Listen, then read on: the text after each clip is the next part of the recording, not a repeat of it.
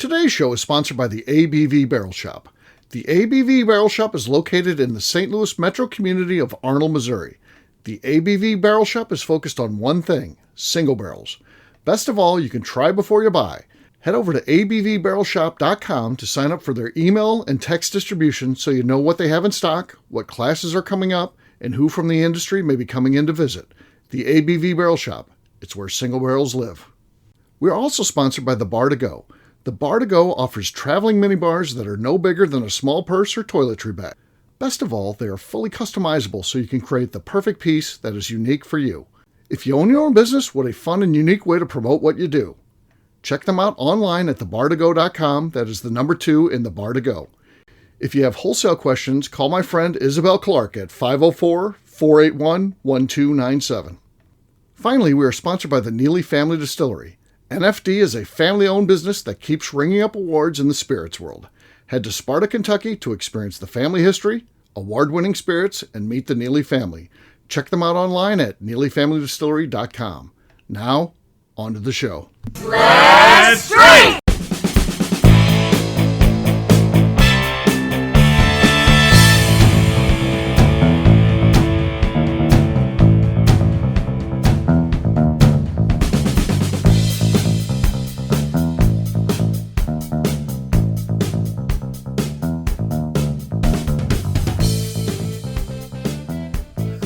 Welcome to the Bourbon Daily, the podcast about everything bourbon delivered to you every day of the week. Today we have a special show here from the ABV Barrel Shop Tasting Bar, where we're going to be running through some products from Bardstown Bourbon Company.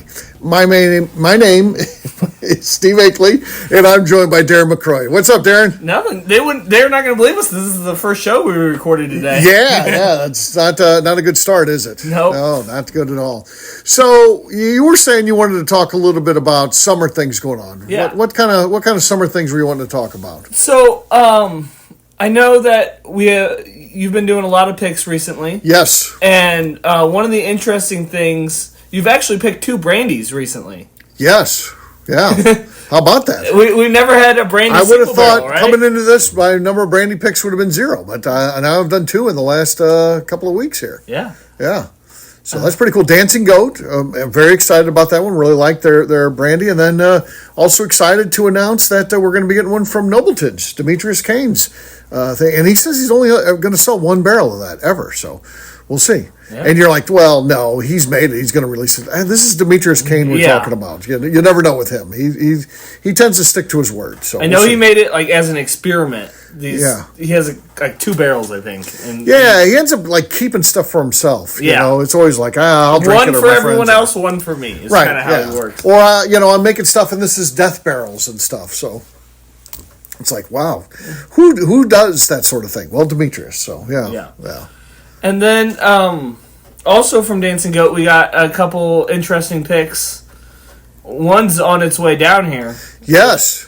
Yeah, so it is an homage to the dad, Tom Moss, and they've got they're doing this special thing for him where they're having a brand now after him, and I think they're only doing 1 single barrel, and we're getting that single barrel, so which is pretty cool stuff. I'm really excited about that. The Bang Dog or something it's called. I don't even know the story behind it. Yeah. I don't even understand what the story is, but it's pretty cool. It's pretty cool. And then, not to mention, our Jack Daniels pick will probably be in to kick off summer.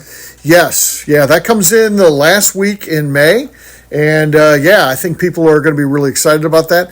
We are just selling that right now to syndicate members only. And it could be sold out before it ever hits anybody else, depending on how well there is not many bottles in that Yes. barrel. We only got 138 total bottles. And we also wanted to do an event, and, a lot of times our events are 48 people. We do 2 24s. That's probably not going to happen, but we'd like to get in at least one of 24 that allows us to celebrate this pick and make it available. So that could potentially be the only things that we sell to the public. So, that's even up in the air, depending, again, on what the syndicate sells. So, pretty exciting stuff. What else?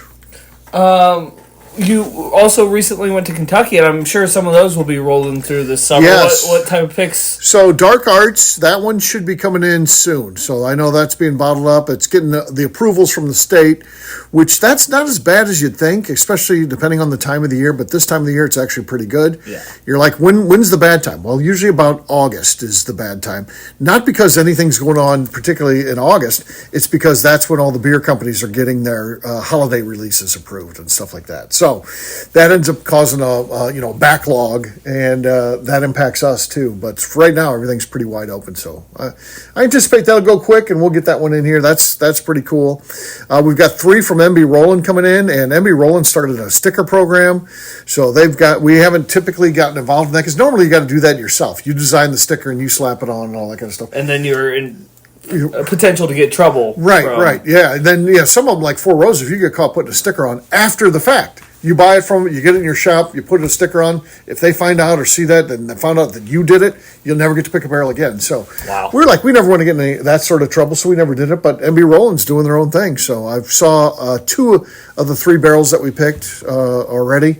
And they're going to be fun. It's going to be fun. So I'm looking. How big of a sticker is going on that bottle? Pretty good size. So you've seen some examples of their bottles over there. The new bottle that they've got. Yeah. And they left a space intentionally for this new sticker thing. So, okay. Yeah. So that's kind of cool. So it's going to be a pretty good sized sticker. One of them is called the Mystery Malt Machine, Maltachine or something like that. It's like the Mystery Machine, but it's malt because it's a malted whiskey. And it's kind of exciting. It's got the Mystery Machine on there, and then it's got in the rolls of Fred. It has.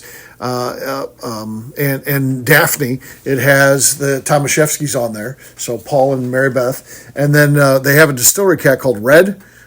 Which is a good color for to take over for Scooby-Doo. So they have those 3 in the Mystery Machine. Oh, nice. Which is kind of cool. So, yeah. Are we planning anything interesting that we can talk about for the 2-year anniversary coming up? Yes. Yeah. So I need to do some more work on that. But the idea is to make a whole day. It'll be the Saturday after because our anniversary is in the middle of the week. And, the weekend before is 4th of July weekend, and there'll be nobody here. So we could do a party and no one would even know because no one will be here. Our customers will all be celebrating 4th of July. So we're going to go with the weekend afterwards. We're going to try to do like a full day of the Saturday, a full day of fun stuff. I want to get different distillers here signing bottles. I want to have some samples. I want to work with the team from Luxco to come in and pour some stuff maybe that's a little bit different. I want to do maybe like a panel discussion at some point with various distillers. So trying to plan a bunch of different cool stuff. Yeah. So that should be pretty good. I got a question for you beyond what's going on with the store.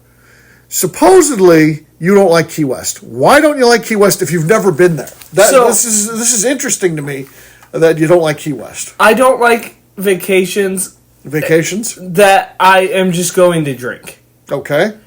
I also have never taken a vacation where I'm going to drink. So there's a little bit of hypocrisy here. But, most of my vacations, I go on 10, 12-mile hikes. Okay. And there's hiking in Key West. Yeah.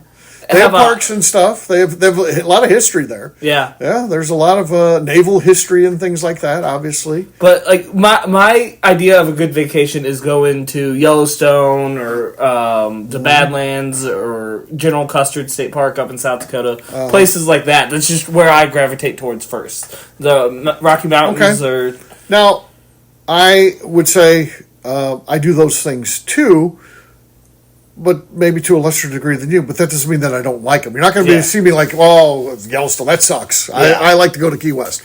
Yeah, you can like more than one. You were saying that you don't like Key West. Yeah. So how would this come about? I'm everything curious. I've heard about it, it just doesn't seem appealing to me. It doesn't seem like the way I would want to spend time. I think it'd be different if it was with a big group of people and I knew a lot of people there. But just traveling by myself, I don't see the reason to go. Like, if I want to go drink, I'm just going to go to Kentucky, right? That's much more worth it to me.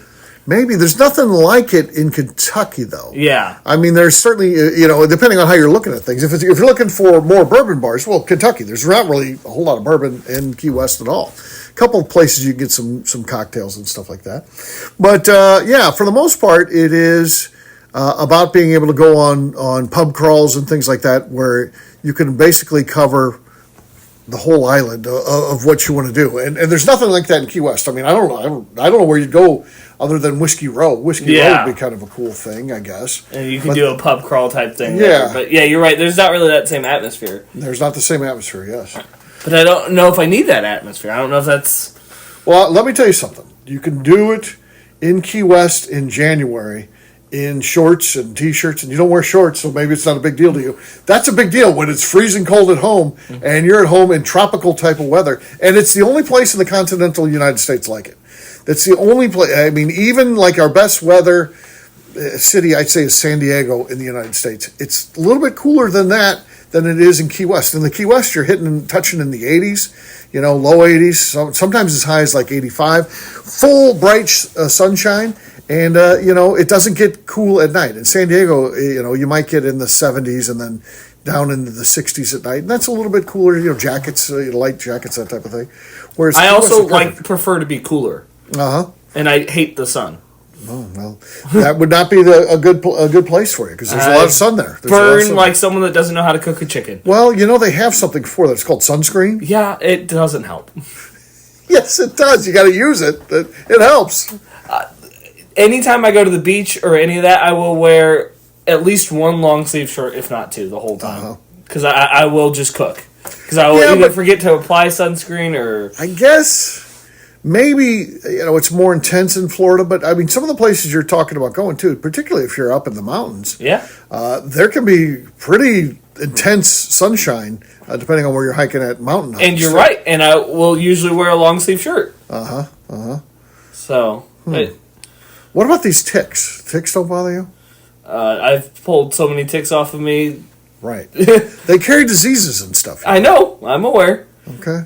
All right. That doesn't faze you. No. And I know how to prevent ticks from latching on and catching them early. Well, if you catch them early, what if you don't catch them? Just check yourself. Well, you said you had to pull ticks off. You've never latched into you. All this. Not in years. It's probably been 4 or 5 years. 4 or 5 years. I don't know. I don't know about this. Now, chiggers, on the other hand, I get bit every time, but they don't have as many diseases. They're just as annoying as could be. Yeah, because a chigger bite, that's you got to measure that in weeks. That's not a bite that goes away in like 2 days. Yeah, that just hangs in there and just keeps bothering you. And I will literally scratch. Sometimes even when I'm sleeping, I'll wake up if I have bad chigger bites. And it'll be like, my arm's bleeding because I was scratching myself while I'm asleep. Yep. It's terrible. Yeah, chiggers suck. Yeah. Yeah. So I don't like that. But if you're always scared to do something because of the possibility of what could be, you're never going to live a good life. Yeah, that's like being afraid to go to Florida, Key West. I think there's better options of vacations I want to take sooner. Huh, okay. All right. I want to go back to D.C., for example, just because I haven't been to D.C. since I was older, go to all the museums and the zoo and stuff. D.C.'s fun. It doesn't seem like your type of place. It's exactly opposite of what you just described. It is like the one exception, because it has the cool natural history museum. That's what I really want to go. I have a couple friends that work there, and they said whenever I can get out there, they'll give me behind-the-scenes tours and stuff like that. Okay. So D.C. would be more of a city-like... that would be the city experience I'm really looking for. Okay. Everything else I want... is outdoor. Yeah, 30 minutes outside of the closest small city. Like, that's what I'm looking for. When's the last time you've been on one of these vacations? It doesn't seem like you've done anything like this since I've known you. I'm not talking about just here at the Barrel Shop. You were a customer before that. I don't remember you being gone because you were on vacation somewhere. I went to Great Smoky Mountains definitely since you've known me. Maybe twice. I went twice within like 6 months, but I don't think I was here yet. I think I came back and then I was here. Okay. And just hiked around Great Smoky Mountains. Okay. I haven't been to Yellowstone in 3 years now, but... Yeah. There was a time in college that I would try and go once every 6 months to Yellowstone. Yeah, that's nice. Yeah. I'd like to go to Yellowstone more. It's great there, man. Yeah. I love Yellowstone. I want to go and spend a significant amount of time there. I've got this whole idea I'm telling you, I'm going to leave like in March, and I don't want to come home until like October. and then just go out west. It's all out west. That's where all my interest is, out west. For exploring and those type of vacations. Because it is the best spot. There's. And I love Florida, which is east, of course, but that's a different thing. That's a vacation type of relaxation vacation. But as far as exploring the country, most of that comes out west for me. But again, I'd like to take my time. I don't want a fast-paced anything. That's been a constraint of vacation. You got only so much amount of time. I want to, in retirement, take, I want to be gone for that long. So that's, I'll see if I can get. Are there any other big places on your list that you want to go out west? Yeah, I mean, I've kind of mapped it out. What I want to do is start in March and then kind of drive to Arizona, and I want to go to the spring training in Arizona. I've never been to spring training in Arizona. Go to watch a bunch of different games, and then kind of head back through Nevada, hit some stuff in there, and then go up through California. I want to spend a bunch of time in California. I always liked, there's a lot of things to see in California. Then like to go all the way up the coast, all the way up to Oregon and Washington, and see what's going on up there, and then work my way back through Yellowstone and through the Grand Tetons and all those type of cool parks that are out there and stuff like that. And then, like I said, be home in the fall. But, I want to be able to stay at the lodges at Yellowstone and the Grand Canyon and all that kind of stuff. Those places are cool. I know, they're cool. I want to just spend a bunch of time there. And, don't tell my kid I'm going to spend all of her future money. I'm telling you, I don't want to save anything. I want to spend it having fun. So that'll be a chunk of change, but it'll be worth it, I think. Yeah, it is worth it. Utah is a place you shouldn't overlook. Yeah. You didn't mention Utah. They just have 5 great national parks in Utah. Yeah, and haven't spent a whole lot of time. I've been to Utah because I've been to all 50 states. But want to spend some more time in the parks and doing those things, seeing the arches and all that kind of stuff. Arches is so damn cool. Yeah. So I'm definitely planning on that. So that's in there. I've got, like I said, I got the whole thing mapped out.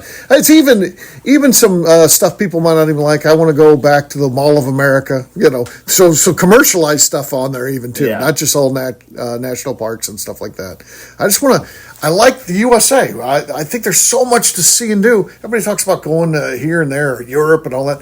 I don't know. Maybe one day I'll be interested in that stuff. That's when I've done everything I felt like I need to do in America first. So I would rather never go to Europe. Again, it doesn't appeal to me. It doesn't appeal to me The either. only thing that's kind of interesting is like the fresh bakeries and the sausages in Germany and stuff. But other than food, would be interesting. And I don't know. Japan would be higher on my list than anywhere in Europe. Interesting too, but just because it's such a different culture. And I just don't see it happening though. I like hanging out in the U.S. and so much likes to do. And the pace of, I like a road trip, so driving's not a problem for me.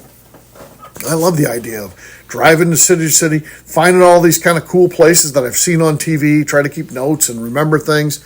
And I want to do all that kind of stuff. With you being who you are, when you get to do this, are you going to write a book about it? Yes. There's a lot of people that have written books about their travels, and those are some of my favorite books to read. So that's why I was really. I'm planning on that. That'll be a big epic book for sure. That'll cover all that kind of stuff and hopefully help others. Some of the problems with doing those type of trips, and I'm not saying everybody's going to take a 6-7 month vacation.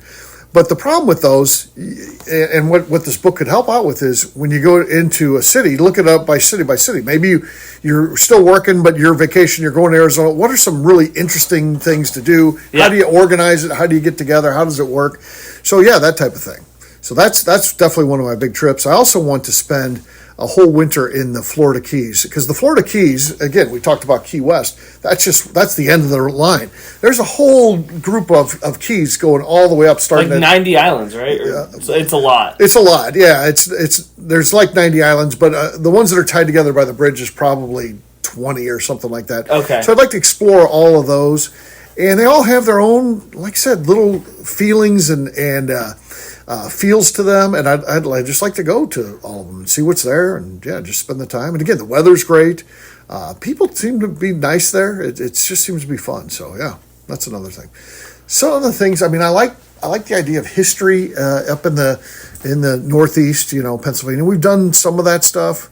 Maybe want to do more. I just don't like dealing with traffic and Have you spent much time in Boston? Yeah. I've spent a lot of time in Boston for both work, and then we did vacation there. And the history up there is really cool. Yeah. The old streets, and they have a good subway system, so you don't have to worry about damn traffic. Yeah. So, I don't know. I feel like maybe I'll do more of that stuff, too, at some point. But I don't know. I just want to get through some of the other stuff first. So, there you go.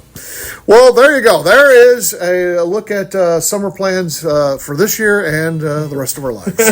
There you go. So, what we'll do next, we'll take a quick break. And then when we come back, we'll tell you we've got 4 products to drink here to taste to see what's going on with Bardstown Bourbon Company. And we'll do that in just a few.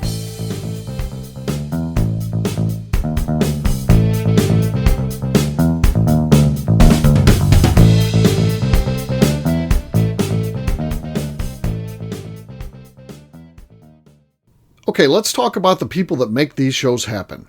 First up is the Stave and Thief Society. Via their in-person class at Moonshine University in Louisville, Kentucky, the Stave and Thief Society is the place where you, a bourbon enthusiast, can expand your knowledge and emerge an executive bourbon steward. In 2017, I completed my executive bourbon steward certification. It's the most comprehensive bourbon certification available and connects you with an expansive network of bourbon enthusiasts and professionals. Check out the full listing of in-person and online certifications and join the society today by enrolling at staveandthief.com. Speaking of Executive Bourbon Steward certification, the ABV Barrel Shop in St. Louis, Missouri has developed a unique partnership with the Stave and Thief Society to offer a preparatory class to assist you in getting your Executive Bourbon Steward certification. This prep class costs only $25 and is available to take live or online via Zoom. Graduates of our class receive a coupon code good for 15% off your Executive Bourbon Steward certification held in Louisville, Kentucky. This saves you almost $90. Additionally, you can collaborate with fellow attendees to split travel costs when you go to Louisville. If you're interested in signing up for the class, simply head over to abvbarrelshop.com and check out the classes and events page. Last but not least, we are sponsored by Neely Family Distillery. Royce Neely is the 11th generation distiller in one of America's oldest distilling families. A visit to Neely Family Distillery takes you through family history, where you can see all the artifacts and newspaper clippings through the years from this family that started distilling in America after James Neely arrived from Northern Ireland in 1740. Today, Royce Neely and his team are crafting some of the best spirits in America. Their bourbon and absinthe offerings keep winning top honors in spirits competitions. Recently, their absinthe made history as the first platinum winner in the absinthe category at the San Francisco Spirits Competition. Neely Family Distillery is definitely a bucket list destination if you are a bourbon fan. Learn more about their spirit offerings, visiting their facility, and the awards they have collected over at NeelyFamilyDistillery.com.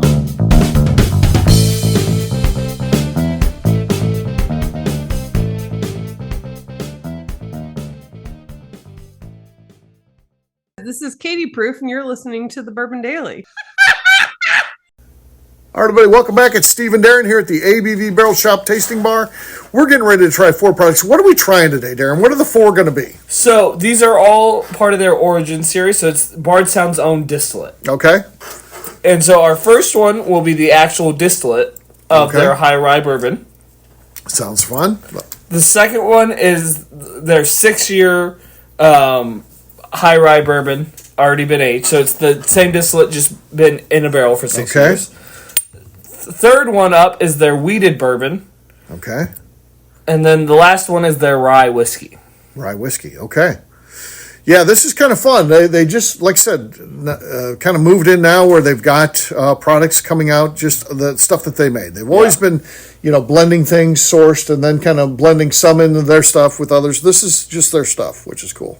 Yeah, and they didn't want to release anything too young, and that's why they were doing those other things. And now that 6 is the youngest that they'll ever release something. Yeah. Which I think is kind of cool. Okay.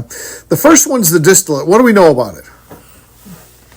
It is 60% corn, 30% rye, 4% malted barley, 100 proof. 36% rye, of course. But 36% rye, I can read. Yeah, just trying to make sure we're not getting bad info out there. All right. Let's taste it.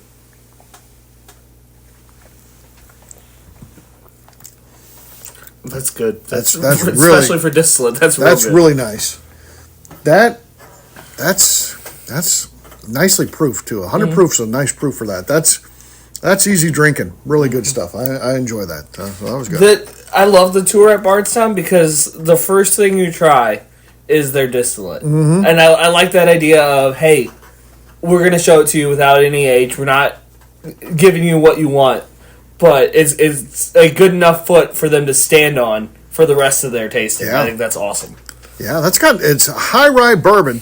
It's got some bubblegum notes in there. It's really good. Really good. It might be the sweetest distillate. One of the sweetest distillates I've ever tasted. Yeah, that's very interesting. All right, so now we're going to try a 6-year version of the exact same thing. The same mash bill you just talked about, it's just the bourbon that's been aged. So let's see what we got here. And this one's at 96 proof. 96, okay. That's really nice, too. And also really bubblegummy. The bubblegum got turned up. Yeah. On the nose, it is very bubblegummy. Hubba Bubba bubblegum. Yeah, kind of Hubba Bubba-ish. That's nice. I like that. Yeah. I like that. Did you rearrange the pins over there? Maybe. I do stuff like that sometimes. They look good. Yeah, we have pins hanging up. Featuring McNew and Becca. So, yeah. And I know they've started doing single barrel cask strengths of their own stuff, too. Okay. At Bardstown. Nice. I've been really blown away by some of those I've had, so. Okay. What's up next? This is their wheated mash bill. So their wheat, this one is bottle and bond. So it's going to be 100 proof, 20% wheat, 12% malted barley, 68% corn. Okay. Yeah, it's nice. Man, they're making some good whiskey. That is good whiskey. And a lot of it, too. That is good whiskey for sure. For sure. I do like the other one better with the bubblegum notes, but this is solid. Mm-hmm. For sure. But I tend to like the rye. Yeah. I'm not as big into the wheaters, so. Our last one is a rye whiskey. 95% rye, 5% malted barley, 6 years old, 96 proof. Okay. Boy, that's solid. Mm-hmm. Yeah, that's really good. And the thing that's so cool about that is, like, most of their blends and stuff, there's a couple of them that have been ryes, but they predominantly use bourbon or a couple times, like, corn whiskey in there. And they didn't have much effort with rye, and so I was a little nervous about the rye, being the rye lover I am, but that one is really good. Yeah, that is very nice. So, yeah, that's good stuff. So, Bardstown Bourbon Company, there it is. Some great whiskey here today, and seek this stuff out. So, I bought this at I was at the distillery recently during Bourbon Palooza, and I picked this up. It's a little sampler pack, 50 milliliter bottles of all four. It looks like mini versions, of course, of their regular products, so kind of cool. Kind of cool, and I thought I'd get it and bring it in here to the shop, and let's try these things, and that's exactly what we did today. So. Do you think if you took a snapshot of how much whiskey everyone produced 12 years ago, and then how much they're producing now, would Bardstown be the number one change going up from zero at that point? Yeah. They haven't been in business 12 years ago. Is that what you said? Yeah, 12 or 10. Yeah. I still think it both outdates them. That's what I was trying to go for. Yeah, that would... Yeah. I don't know that anybody is... New Riff? No, they're way bigger than New Okay. Riff. So and it's just impressive. They have like 2 big column stills now, and they keep adding stuff. I know. Yeah. I think it's really cool how fast they've grown. They have grown incredibly They're not fast. Sacrificing their product to do that. I think that's awesome. Yeah. Yeah, you can see how they've done things. Not rushing their product out or anything like that. It's been a great tactical plan for sure. So that's cool. And they're not gonna. The other thing that's cool is they're not gonna end their finish or their either their finishing or their source stuff. Yeah, they're just gonna start blending more of their stuff in there because they have such good success blending it. Might as well keep doing it and see where it goes. Yeah, it's a cool company for sure. Yeah. So kind of sometimes you forget about them. I don't know why. I guess I'm not sure why actually. I don't know why they would be left out of the mix. Yeah, no, they're a big player. Everyone's trying to be the next MGP, and they've just done it and not saying anything about it. Right. Yeah. And then when you combine the power of them and Green River, of course they own Green River too. Man, they are really making some whiskey. They are. So they are definitely the MGP of Kentucky. So there's a lot of people trying to be that now, and they've just kind of slipped in and done that. So we'll see with some of these other ones. Garrard County, where I'm going to be talking to them pretty soon, actually next Tuesday, I think. So when will it be out for the public? For the public, that one will come out, I think, June 15th is the plan. Okay. So got some other ones before that. Got a bunch of other interviews. I'm trying to get on top of it. For a while, we were always behind. We'd literally we'd literally be recording the bourbon show like the day before, getting a guest, and then we'd have to hurry up and record the interview and the whole show. I would say most of the time that I've been working here, you've been like a day or two ahead at most. It's been dicey. Yeah, so we just had the one, as you listen to this, the one that came out with Ed Lee. I've already got another one queued up and ready to go. That one comes out June 1st. Then I got Randy Prasse for May 15th. Then Jerry Dalton will be June 1st, and then the Garrard County guy June 15th. So, and those will all be done by Tuesday. So nice. That's not bad. Getting ahead for Getting ahead, yeah, good. That's good. It takes some of the pressure off, so it's cool. And then I got a bunch more people asking to come on, so it's like, and there's other people I want to talk to too. So it's good. It's a good problem to have. So people have liked, for some reason, a couple of the interviews that we've done recently, and one of them that stands out is Bardstown Motor Lodge. PR people saw that, and they were like, we need to talk to those guys. I guess it was just different enough. I don't know. It's just different enough.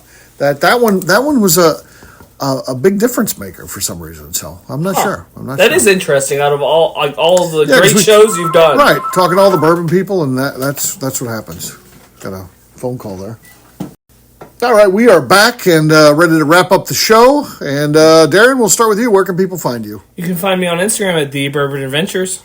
All right, for me, I'm an easy guy to find. I'm at Steve Akeley on Twitter, Instagram, or Facebook. I've got a website, steveakeley.com. We've also got a company website, abvnetwork.com. Check it out. Everything that we do is out there. Previous shows, blogs, so much more. abvnetwork.com. Come by and see me. The ABV Barrel Shop, the place where you can try before you buy. We are online, abvbarrelshop.com. We've always got events going on and stuff like that. That's on the website too. So just check it out again, abvbarrelshop.com. Please get involved in the show. Leave us a 5-star review. It helps new people find the show. That's pretty darn important to us. And finally, get involved over at patreon.com/the Network.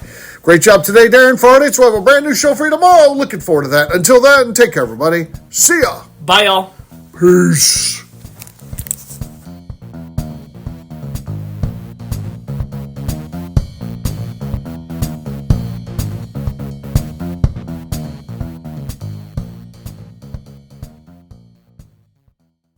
Before we let you go, let's talk about one last thing, the ABV Barrel Shop in the St. Louis community of Arnold, Missouri. The ABV Barrel Shop is focused on a couple of things. First of all, single barrels. We are the place where single barrels live. We go to distilleries, taste through the whiskey, select the best barrel, and have it shipped to our store where we present it to you, our customers, by allowing you to try before you buy. We're also known for the classes that we have in our education center in the store, as well as the events we have with industry professionals from the bourbon business. If you're in the St. Louis area, please come by and visit us at 6 Fox Valley Center in Arnold, Missouri. Or at a minimum, at least sign up for our email and text distribution so you know exactly what's going on in our shop over at abvbarrelshop.com. This is Steve Akeley, owner of the ABV Network, signing off. We thank you for listening to our programming and truly appreciate your support. The Bourbon Daily is part of the ABV Network. For more information or to become a sponsor, please visit abvnetwork.com. Thanks for listening and cheers. This has been a Steve Akeley production.